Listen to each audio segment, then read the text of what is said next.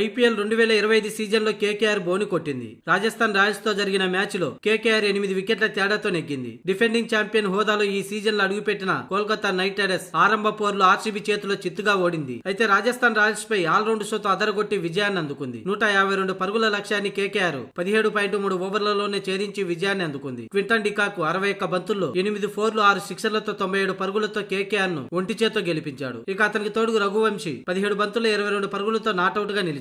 దీంతో రాజస్థాన్ రాయల్స్ బౌలర్లు పెద్దగా ప్రభావం చూపలేకపోయారు. కష్టసాధ్యమైన పిచ్చిపై 152 పరుగుల లక్ష్యంతో బ్యాటింగ్ కు దిగిన కేకేఆర్ కు క్వింటన్ డికాక్ శుభారంభం చేశాడు. మోయిన్ అలీ 5 పరుగులతోనే రన్అట్ గా పెవిలియన్ చేరిన డికాక్ మాత్రం స్వేచ్ఛగా షాట్లాడాడు. తొలి వికెట్ కు 41 పరుగుల భాగస్వామ్యాన్ని నెలకొల్పారు. అనంతరం రెహ్నేతో కలిసి డికాక్ కేకేఆర్ ను లక్ష్యం వైపు నడిపించాడు. అయితే షాట్ కు ప్రయత్నించిన రెహ్నే అవుట్ అయ్యాడు. అనంతరం రఘువంశీతో కలిసి డికాక్ మరో వికెట్ పడకుండా కేకేఆర్ ను గెలిపించాడు. అంతకుముందు టాస్ ఓడి బ్యాటింగ్ కు దిగిన రాజస్థాన్ 20 ఓవర్లలో 9 వికెట్లకు 151 పరుగులే చేసింది. ధ్రువ్ జురేల్ 33 పరుగులతో టాప్ స్కోరర్ గా నిలిచాడు. జైస్వాల్ 29, రియాన్ పరాగ్ 25 పరుగులతో రాణించారు. మొత్తానికి రాజస్థాన్ బ్యాటింగ్ వైఫల్యమే మ్యాచ్ ఓటమికి కారణమైంది. ఇక కేకేఆర్ బౌలర్లు వరుణ్ చక్రవర్తి, మోయిన్ అలీ, వైభవ్ అరోరా, హర్షిత్ రాణాలకు తలా 2 వికెట్లు లభించాయి.